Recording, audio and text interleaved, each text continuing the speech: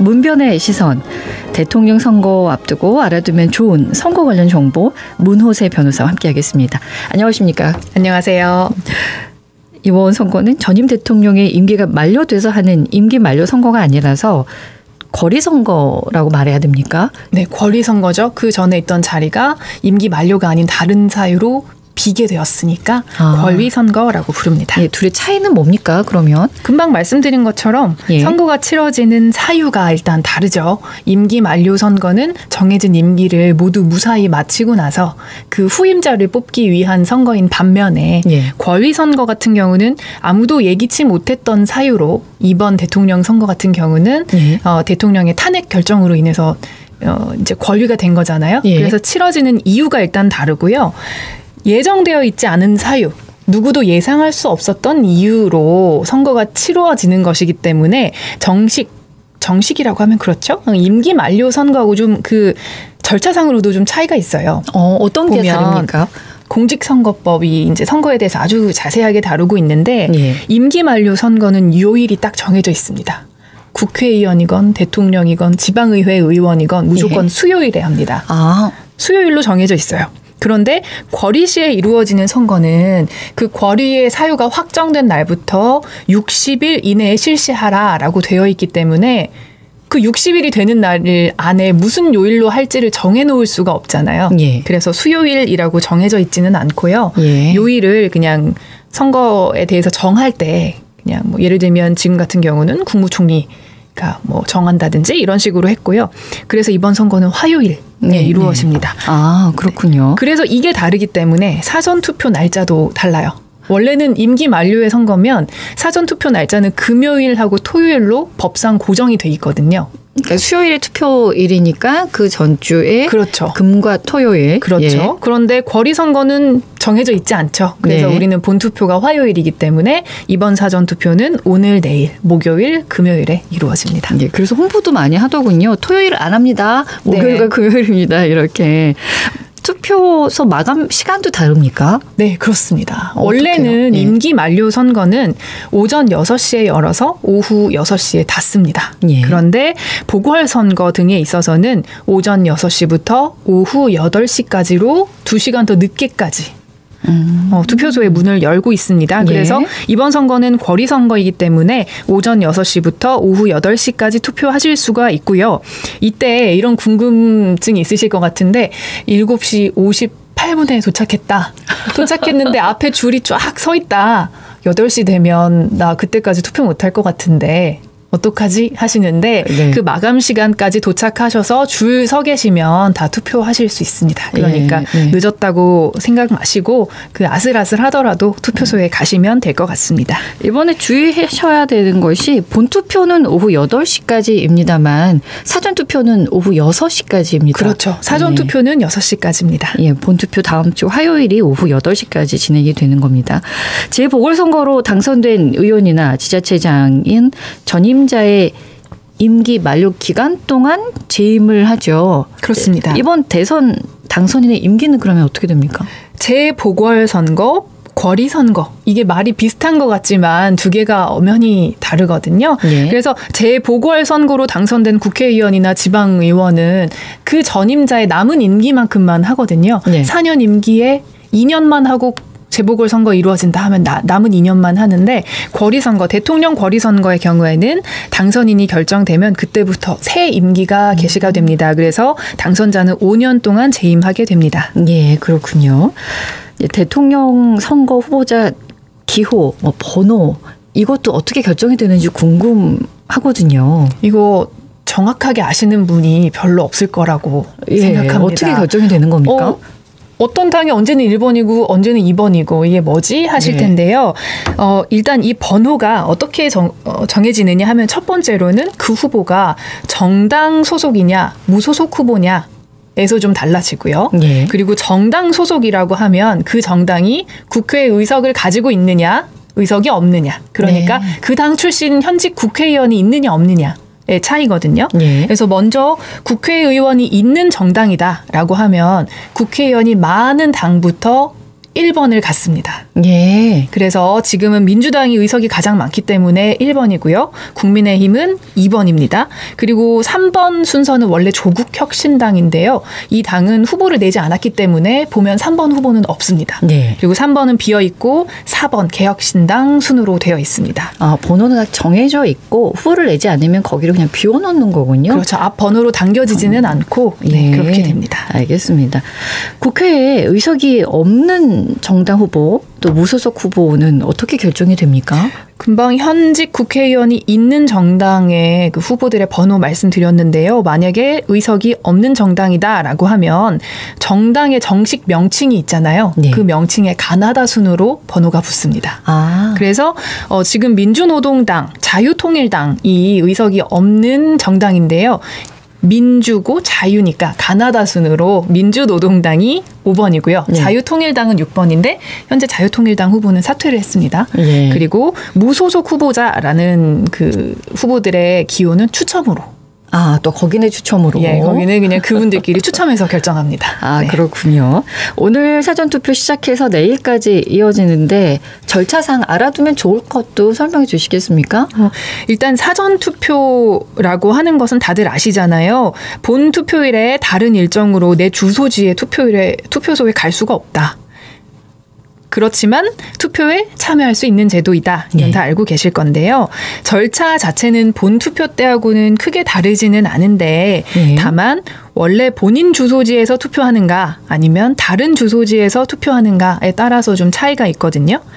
관내 선거인이라고 부르는 분들이 있어요. 관내이기 때문에 원래 본인의 선거 관할 구역 내인데 그날 일정이 안 될 것 같아서 앞당겨서 하시는 분들 있죠. 네. 이분들은 기표소에서 투표용지 받으셔가지고 기표하고 투표함에 넣기만 하면 끝입니다.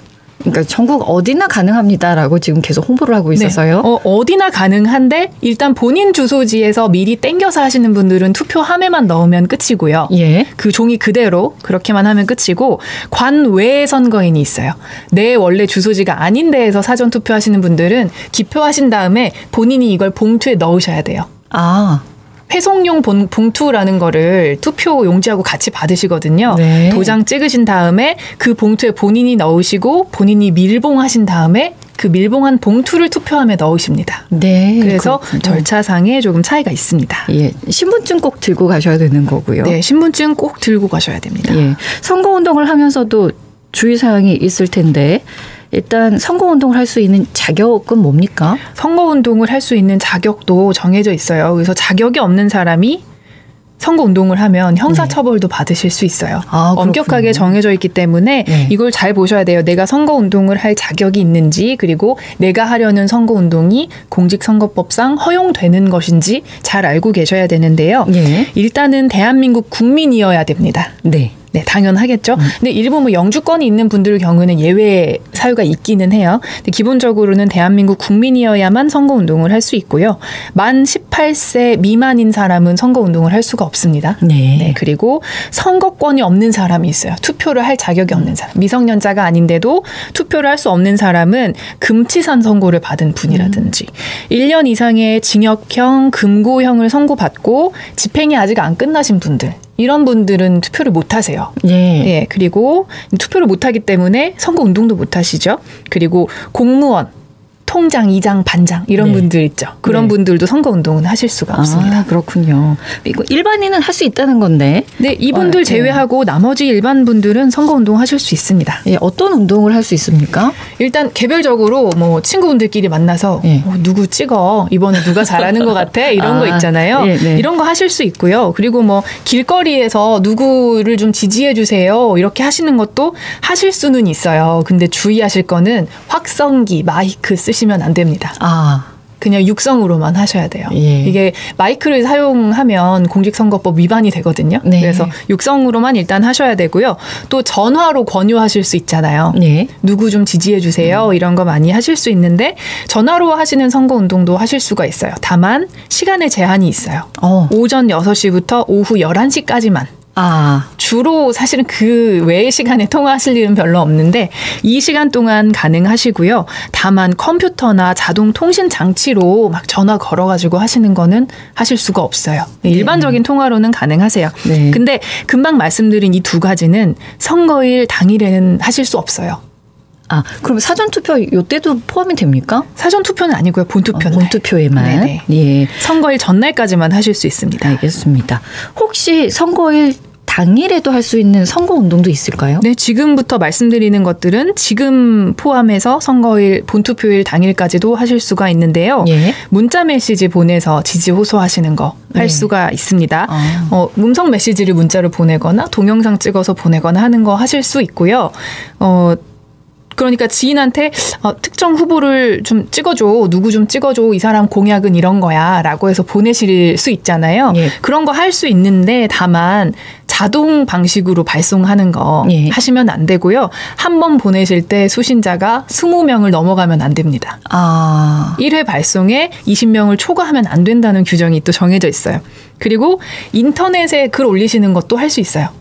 블로그나 카페나 SNS 이런 거. 네. 내가 누구 후보를 좀 찍어달라라고 선거운동 하시는 거 할 수 있는데 광고를 게시하실 수는 없어요. 네. 광고는 후보자만 할 수 있습니다. 예. 그 SNS, 유튜브, 카톡 이용한 거 하실 수 있는데 당연한 얘기지만 허위 사실 포함된 글 보내시면 안 되고요. 예.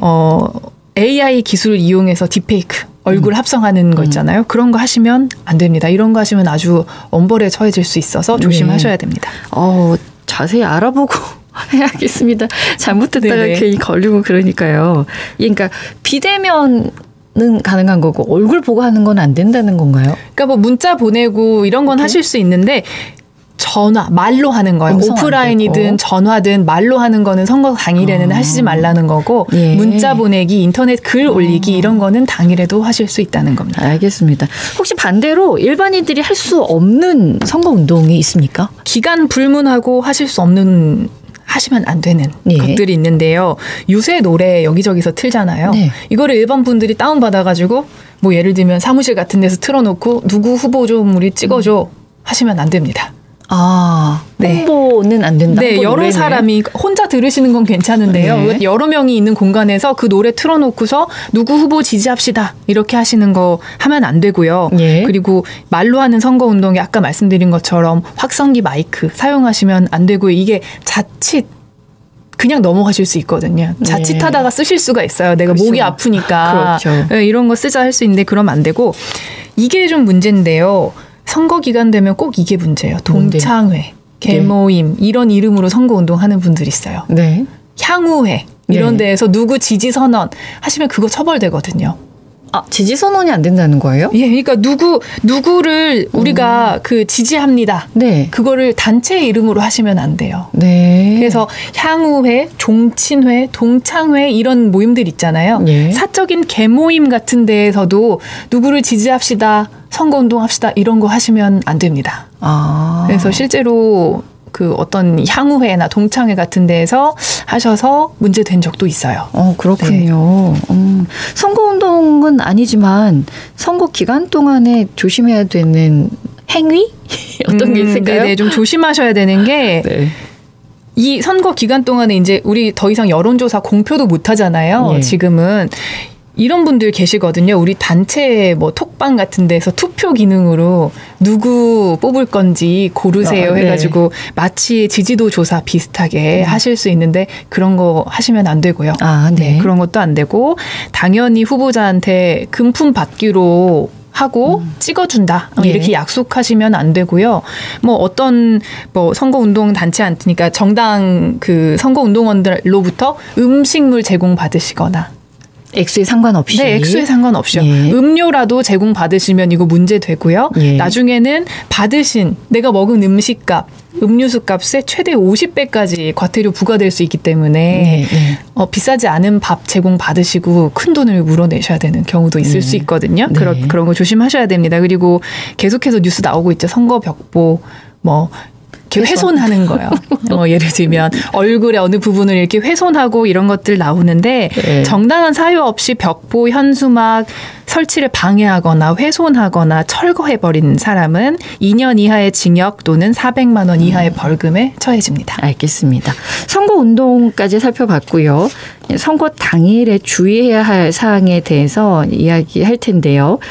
일단은 투표소에 가실 때는 신분증 가져가셔야 되는 거고, 그리고 그럴 때 이제 어떤 신분증이 인정이 되는 겁니까?